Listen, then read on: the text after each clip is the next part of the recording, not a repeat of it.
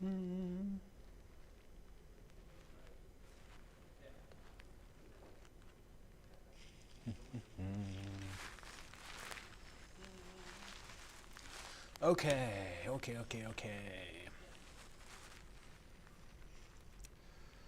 I'm going to let people join up. If you're joining us here, it's 8:45.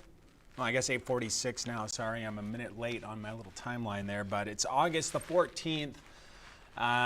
It's a Thursday night. We're going to be talking specifically and really exclusively about Invest 98L. I know Aaron's out there in the Atlantic. That's not a threat for us here in South Texas or really anyone in the Gulf.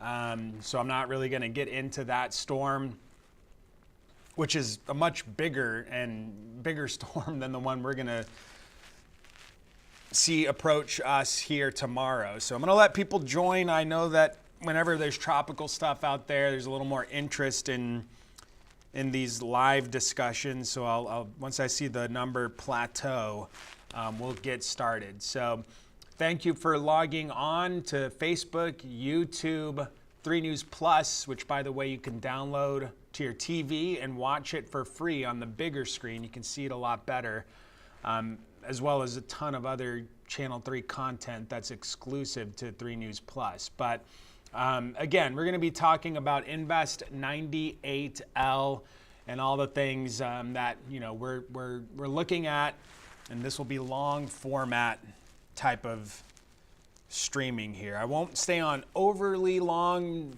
Try to shut it down by 9:15 or so. I'll see if I can get questions answered if there are any after this thing. And yeah. So we'll get started here. I'm going to switch the graphics over to the weather mode, I think. There it goes. Okay. So the storm we're watching, we've been following it all week. Since Monday, I was on vacation last week, came back Monday, started talking about this. Tuesday, the Hurricane Center went ahead and started marking it as a possible area of interest. So Tuesday, Wednesday, it was between 10 and 20%. It was fluctuating back and forth. Today, the Hurricane Center really upped it, but it's still not a high chance of developing. And when we talk about these things developing, right, it's an invest right now. So we're investigating it, 98L. When we see these things, I forgot my train of thought, what I was going to try to say, but it was a good point. The Hurricane Center will issue these odds, and at 50%, what they're basically saying is, it's a medium chance that this thing develops, and that 50% means that a tropical depression, 50% chance of at minimum a tropical depression develops out of this invest. A tropical depression, by definition, is an area of low pressure with a closed center. Closed center. So the winds are circulating around a center and those winds are closed off. There's not like just a trough there. It's a closed area of low pressure, and there are thunderstorms around that closed low. We are not there yet with this feature. The hurricane reconnaissance aircraft went out there. They flew through what looks to be the center that's not closed yet, and they didn't find it closed. Hence, we still have an invest, a tropical wave, an open wave. That's what we've got right now. That's despite the flurry of showers and storms that popped up there around the low today. It looked impressive on satellite, but at the surface, no closed low, meaning we do not have a developed tropical system as of 8:50 Thursday evening. This has less than a day now to get organized and try and strengthen. For historical context, this isn't in the same place as Harvey, but it's in the same general region of the Gulf. At this point with Harvey, we had already a strengthening tropical storm. And at this point with Harvey, it was still 2 days from landfall. Harvey was much, much slower moving. It had a lot more time over the Gulf. This one is moving at nearly 20 miles per hour right now, and it's not going to slow down. There's nothing to slow it down. So it's going to just truck right on through, meaning the time it has over water to strengthen is low. That's the biggest mitigating factor this thing has against it, is time. It doesn't have much time, and it's not yet developed, and we're inside 24 hours from this thing moving in. I'd say we're inside maybe 16 hours if it goes closer to Brownsville on like the center moving in. So, you know, this is, I'm seeing this, and I'm not worried about it being a wind threat. I just think we're going to see hit and miss scattered showers, and some of those could produce heavy downpours. There's also going to be some coastal effects there. So we'll talk about all of this stuff here over the next, I have a bunch of graphics lined up. I just wanted to get that out of the way first. And we may see the odds go up. We may see the odds go up, and it's possible it does, in fact, become a tropical depression by the time it moves in to either northern Mexico or South Texas sometime tomorrow, late morning or afternoon. So I'm not worried about a dangerous wind threat with this disturbance in particular. There really is not much wind shear ahead of it. Water temps are in the middle to upper 80s. It is plenty warm. The atmosphere is plenty conducive for this thing to try and organize. But again, it just doesn't have the time to really strengthen before it moves into land. So no shear, very warm water, not really much dust out there either. It's time against this thing. This is the spaghetti plot. A region of high pressure in the northern Gulf will keep this from moving east. So I think it's just going to take a beeline northwest right toward that Texas-Mexico border. There was a little north trend yesterday, late and into today. And that's why the rain chances here are looking a little bit better. But this is pretty good confidence with respect to the congruency of this spaghetti plot. So confidence is high. This is the direction Invest 98L is going to take and move into on Friday afternoon. This goes out through 4:30 on Friday. This is our simulated radar, cloud coverage, and wind. This is our in-house model. You cannot get this on the interwebs. It's only people that have our software that can get this. It's the graph model if you're curious about it. But it does a decent job depicting how this all plays out. If it's more south, it could be late morning if it's into northern Mexico, but it's going to be moving northwest. And, at this point, Friday, I'll do another one of these Futurecasts where we're zoomed in hyper-local to our area.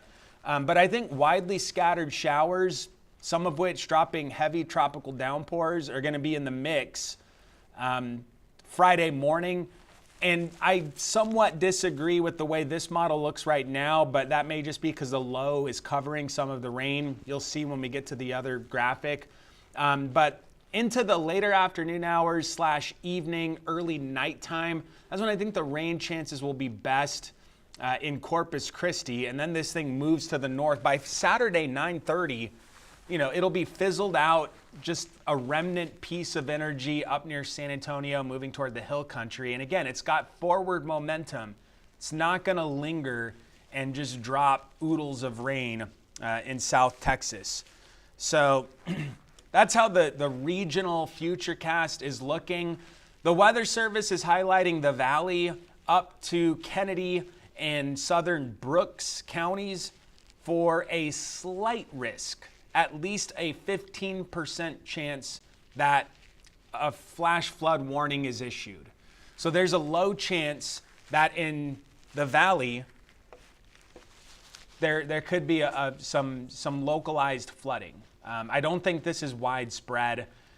The marginal category, same type of deal, but it's at least a 5% chance of, flash flooding. So I am not concerned with hazardous flooding given the forward movement of this feature. That's not to say that there will not be the chance for very heavy rain. I just think that very heavy rain is going to be moving on, and it's not going to linger for hours on end. So it'll be hit and miss too. Not everyone is going to get the same exact thing. In fact, some locations, given this outlook, it's possible some people get missed completely as this thing moves in. So here's the rainfall totals I'm anticipating. And again, this is me literally drawing on this map what I see with respect to just all the data I have access to. And I think these are reasonable ranges to expect. I can't go in and draw an individual circle for every little thing, so I just do it based on trends, right? It doesn't mean that everyone will fall within these exact ranges. Some may not. Both ends, some may get more, some may get less, but this should be the general trend on how the rain is distributed through Saturday morning in the coastal bend. So the trend will be more to the coast, 1/2 inch to 1 inch, possibly more in localized areas. There's definitely some modeling that has 1 to 2 inches out there, but I don't think that's going to be the rule. I think that'll be the exception. As you go inland, to up to about 281, 1/4 to 1/2 inch, and then west of that, I think lower, 1/10 to 1/4 of an inch, and that's really where the watershed is. That's where we would like to see higher totals, but it just doesn't look like it'll play out that way. So that's how I see it with respect to rainfall totals. And again, there will be some areas that get heavier downpours mixed in here. It's just impossible to know exactly where those will fall while they're not ongoing real time. So I think yesterday I had a graphic that was saying to temper down the expectations, right? We talk about tropical systems and immediately, I'm guilty of it too, it's like, oh, it's going to be wind, surge, rain, right? Those are the classic symptoms of tropical things. This one just isn't really high up on the strength, threshold. So I just think that the expectations in our heads, we think, oh, this is going to be a huge rain episode, or there's going to be a lot of wind, or the beach is going to get flooded. And I just don't think that we're at that level given the current data on Invest 98L. So that's the rain totals outlook. This is the rain timing and coverage in the coastal bend. Note that it's not 100%. I have it up to about 60%, which is more people getting rain than not, and it does get us into the weather impact alert criteria. I've got it really between about 3 p.m. to 3 a.m. Friday afternoon to Saturday morning. That looks like the best window for rain. It does not mean that it's going to rain the entire time in that window. I just think that's when the radar is going to be the busiest with respect to rain in the coastal bend, as that's when this is going to be moving through us, right? That's when this disturbance will be moving through the coastal bend. And that's why I've got the rain chances highest there, as well as the weather impact alert because of the rain. It will not be because of the wind, although the winds will get a bit breezier. I definitely think wind gusts in the 30 mile per hour range will be possible, especially into the mid to late afternoon and early evening. But After that, I don't see it being overly gusty. Winds sustained 10 to 20.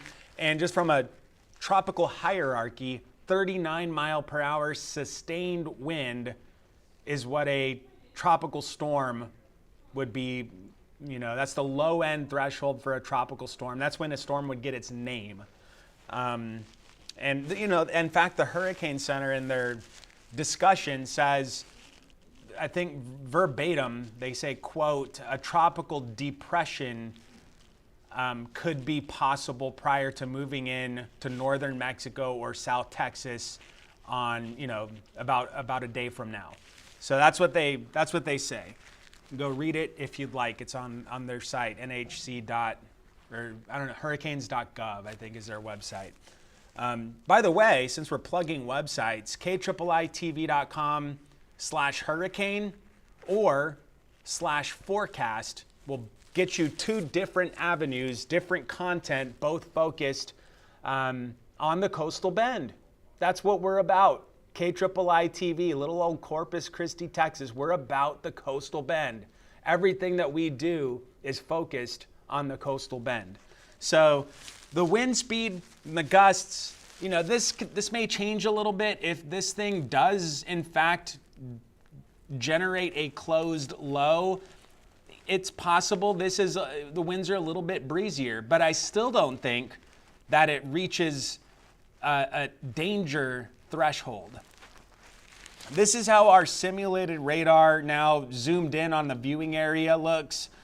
And I think this is a decent idea, you know, as things start to unfold. This is Friday morning. I don't think tomorrow is overly active the first half of the day. Yes, it's possible for widely scattered showers to be moving in, but I don't think we see the coverage really start to ramp up until the low, the tropical wave, Invest 98L, begins to work through the coastal bend. And you can see that right here on the Futurecast modeling. You see how the winds they're trying to rotate, but even our modeling is not showing a closed low here. They're trying, but it's close. It's just not quite there.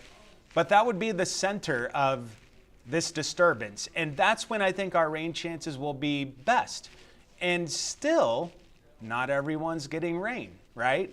So the dirty side of these things, or the wet side, tend to be the north and east side. The way this one's moving in, the west side of it tends to be drier, and that's the way it looks on the simulated radar. Out west, not as much. Closer to the coast, scattered rain. So that moves north, but look at Friday night, 11:30, scattered rain. Not everyone gets it, hit and miss. Some of this could be heavy. Some of it could be, you know, really high rainfall rates where it's hard to drive. Visibility gets really low. And that will be the case into Friday night. So if you got plans, I don't think it's cancel plans. You know, I don't think this is hurricane mode whatsoever, but definitely have the rain gear handy. I would for sure have rain gear if I'm going out Friday night. I'd be ready for it. I'd know that it's possible. Even if you don't get it, there's going to be rain around the region tomorrow. This is overnight Friday into Saturday morning. The system's going to be moving north towards San Antonio, moving northwest up I-37. And, you know, this is when these northern and western counties of our viewing area could be cashing in on some beneficial rain before it's all over with. Saturday looks way, way quieter. Sans the run-of-the-mill sea breeze stuff on Saturday. So that's why the weather impact alert, we've got it from mid-afternoon Friday through like 3 a.m. Saturday. These are the takeaways. And these are just, you know, I got a haircut, by the way. I chopped off some of the flow. I was getting too many messages about it, so I did something about it. No, I just decided to clean up the back a little bit. Takeaways. Into Mexico, South Texas. I might even adjust this to say late morning or afternoon, not evening. You know, I think that's probably a better take on the takeaway there. Late morning into the afternoon for North Mexico or South Texas, center of this thing moving in. At that point, it could be a tropical depression, which again, we defined at the very top of this thing, a tropical disturbance with a closed area of low pressure at the center of it and with convection around it. Convection is shower and thunderstorm activity. So it's possible we get that. Notice I didn't say anything about wind speed with tropical depression. A tropical storm would be happening if winds were sustained at 39 miles per hour or greater. So, you know, and that's per the Hurricane Center. They explicitly say that a tropical depression is possible at the time this thing moves in. For us, I think it's scattered rain, some of it heavy and not a wind threat because it doesn't have the time over water to develop. The waters are plenty warm, there's no wind shear, but it's lacking time to get going, right? So I just don't think it's got enough time. If it had one more day, then we would be talking about a much different scenario, but it doesn't. It's got less than a day at this point. Maybe less than 16 hours at this point. It will churn some water in the Gulf. So 3 to 5 foot waves, reasonable expectation for waves coming into area beaches, and those waves will come in at a longer period swell, 6-7 seconds, and that's enough to elevate the rip current risk. So I know, you know, Carly Smith, she's our in-house surf guru. She knows all about the surf here and should tell you that if you're not very experienced and that rip current risk is elevated, you better know what you're doing in the water and let people know that you're going in if you're planning to go swimming. I don't recommend going to the beach tomorrow, you know, but there will be an elevated rip current risk on all of our beaches. And I would say all of Texas beaches for that matter with this system moving in. This is the 7-day, really after tomorrow, things settle down.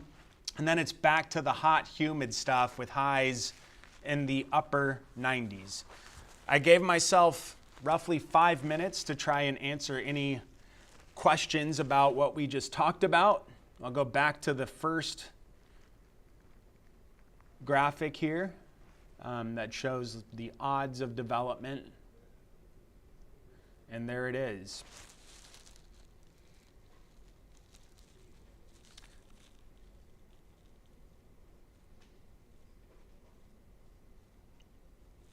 I'll try to answer them, you know, the legitimate questions that I see and that I may not have addressed.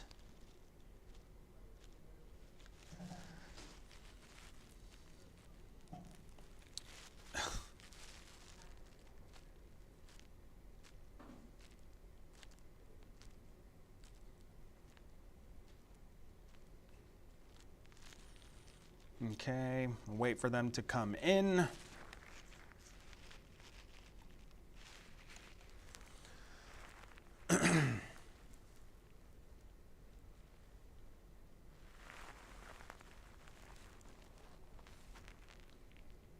And it doesn't look like there are any questions, which is good news to me. I'll hang out just for a little longer. Okay, will this end up over Uvalde? That's west of San Antonio. By the time it's up there, it's not going to be like it won't be an organized system. There may be some rain up there, but it's not going to be, you know, the same cut that it is down here. Thank you, Stacy. Debbie, thank you for the question. Jen Johns, will there be a lot of lightning with this storm? I don't think there's going to be a ton of thunderstorm activity. There may be, but I don't think this is going to be like a severe thunderstorm level of lightning. This is more tropical in nature. They tend to have fewer, lightning strikes, but it's possible there are some thunderstorms.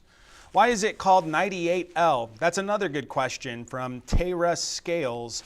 The 98, it circulates 90, 91, 92 to 99, and it just keeps going in that because there's a lot of different invests that happen throughout the course of the hurricane season, and the L designates that it's on the Atlantic side, not the Pacific side. So 98L for the Atlantic side. The next one will be 99L, and the one after that will be 90L, and so on and so forth. So that's a good question.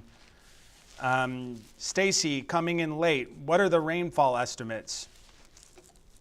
We did cover that. I'll just cycle through this to show the forecast rainfall.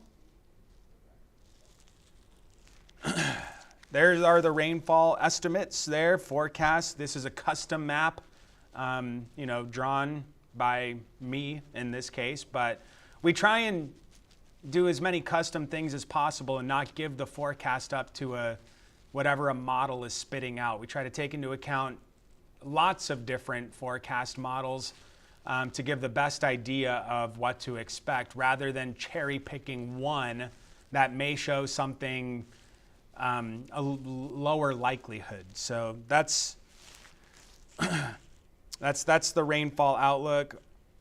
Okay, get your toilet paper while you can. Yeah, you always want to keep toilet paper on hand, that's for sure. Without a hurricane, without a tropical storm, without a disturbance, you for sure want toilet paper. Great point.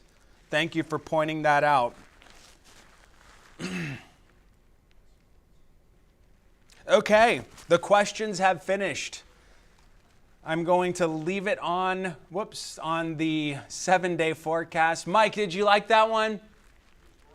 Great. You like a good toilet paper comment, yeah? Yes. Yeah. Okay, Mike is asking for more, yeah. That's funny. Anyway, if you missed this, I can't get this thing to cycle through the end. There it goes. If you missed this, this live discussion time is about to be 9:15, so I've got to organize for the 10 o'clock broadcast. But if you missed this, feel free to re-watch it. Watch our 10 o'clock broadcast. We'll have updated information there. Also, KIIITV.com/hurricane, KIIITV.com/forecast. I keep mentioning those because all of the info that we've got to share is there. When we post to Facebook, we can't put all of it, the videos, the text, the images in every single post. Facebook is like little bite-sized nuggets of information.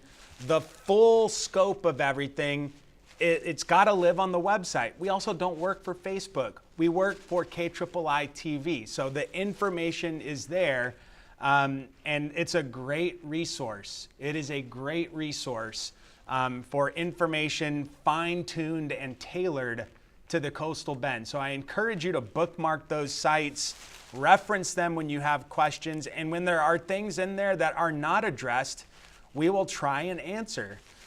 So thank y'all for joining up and watching. I'm gonna go get the 10 o'clock ready, and we'll be here all day tomorrow as this system approaches and then moves in to South Texas. So stay safe. We'll be checking in frequently.